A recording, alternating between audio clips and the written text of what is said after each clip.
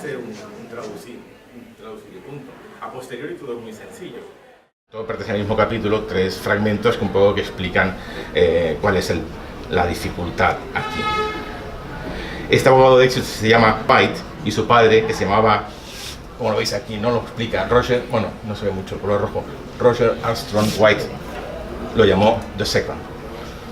En su familia empezaron a llamarlo tú. En realidad, llamarlo The Second es una incorrección, porque al hijo del padre que tiene el mismo nombre se le llama Junior. Y cuando es el abuelo, sí que se le pone el segundo. Pero bueno, eso no, aquí no intervenía, pero bueno, es un hecho, digamos, que indica también como que no se enteraba mucho de cuáles eran las reglas de nominación, ¿no? Entonces en la familia lo llamaron tú, dos, como si tuviera 2 nombres, y después, cuando fue a la universidad, en la época de los Panteras Negras, tenía no era del todo negro, y sus opiniones tampoco eran del todo negras para la época, eran demasiado moderados, y entonces lo empezaron a llamar too white, demasiado blanco. Entonces le contaba esto y ponía diversos ejemplos. Había recopilado ya varias traducciones a diferentes idiomas de la obra. Estas cosas suelen ocurrir a posteriori, porque cuando hay un bestseller mundial se publica en todas partes al mismo tiempo y no te puedes, a veces tienes tentación de ver cómo han resuelto algún problema en otros idiomas, pero en estos casos no ocurre nunca, ¿no? En la traducción alemana no realizó ninguna intervención, lo dejó tal, cosa, tradujo en alemán, pero toda esta sucesión de nombres las dejó en inglés, dando por sentado, cosa que es así, que los lectores alemanes entenderían eso, no hace falta nada más. En la siguiente diapositiva he puesto la traducción, todo esto lo conté a mi lector de Bilbao, puse la traducción catalana. Veis que los traductores al catalán, eran 2 hermanos, Joan y Marcel Soler, recurrieron a una nota a pie de página en la aparición del primer Roger Too White, explicando el nombre, y luego ya no traducían.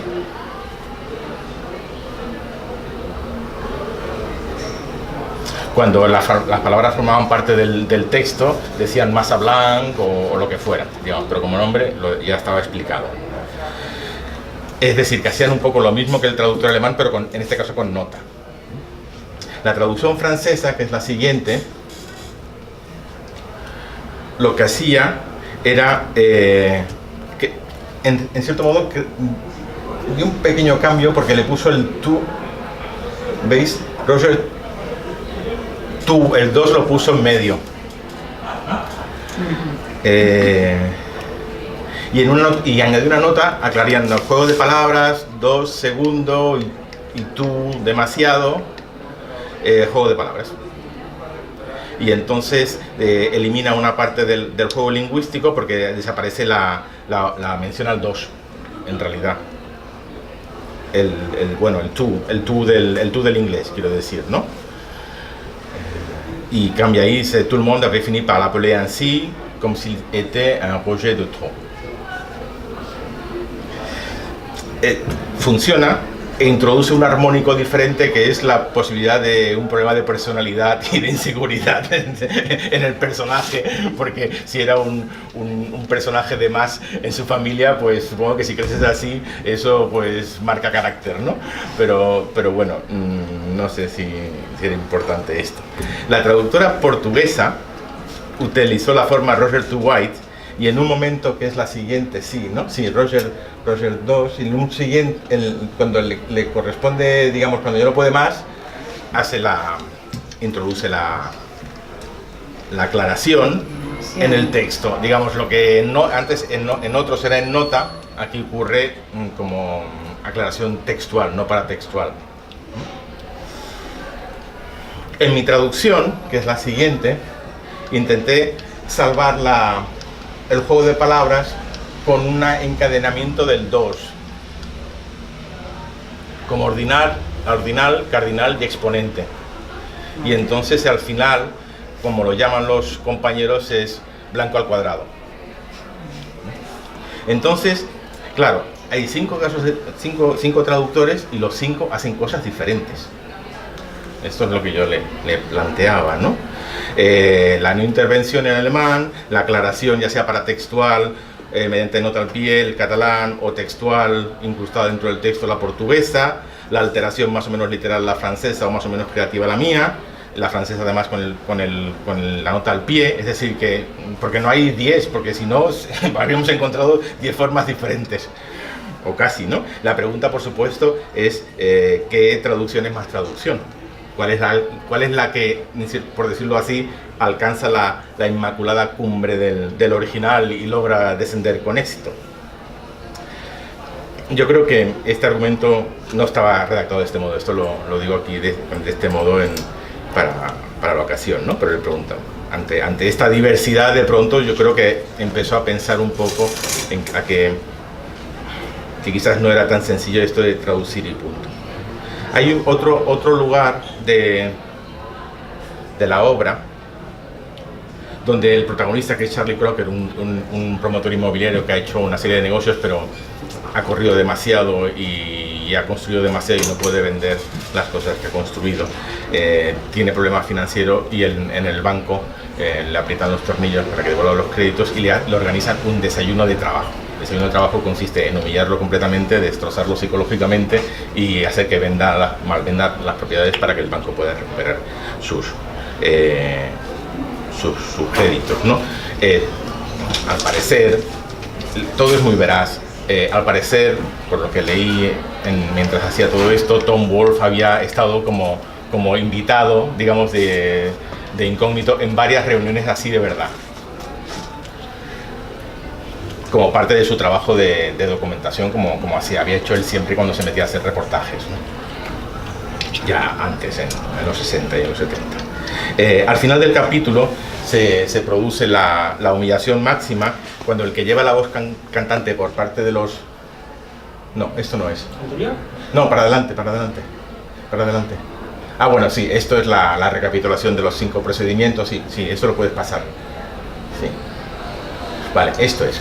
Que os decía, la humillación máxima cuando el que lleva la voz cantante por parte del banco le pide a Charlie Crocker, que está ahí rodeado de todo su equipo de secretarias y de ejecutivos y todos así muy prepotentes,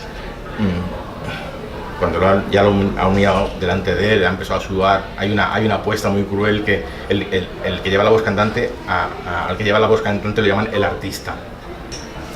Y entonces siempre hay una apuesta sobre una cosa que llaman las alforjas, y la apuesta es que el artista va a hacer aparecer las alforjas, y las alforjas son las manchas de sudor debajo del brazo de la víctima, ¿no? Y entonces el interrogatorio va cada vez más hasta que aparecen las alforjas, ¿no? Entonces, esto es lo que se cuenta aquí, y es posible que esto sea verdad. Entonces, en el momento de máxima humillación, el artista le dice: y ahora, señor Crocker, si por favor quiere salir, los prestamistas vamos a hacer un cactus, lo he marcado en rojo. Entonces, claro, Charlie Crocker no entiende nada y dice: ¿cactus? ¿Qué es eso? Y entonces dice: sí, por favor, si quieren salir, se lo agradeceremos. No, querrá decir caucus. Y entonces dice: no, cactus, queremos los pricks fuera. Aquí, el juego de palabras, ya se ve que en principio la perplejidad de Charlie Crocker está justificada porque cactus, que es la misma palabra, no tiene ninguna relación con caucus, que también conocemos del lenguaje político, y vendría a ser como una especie de reunión ejecutiva.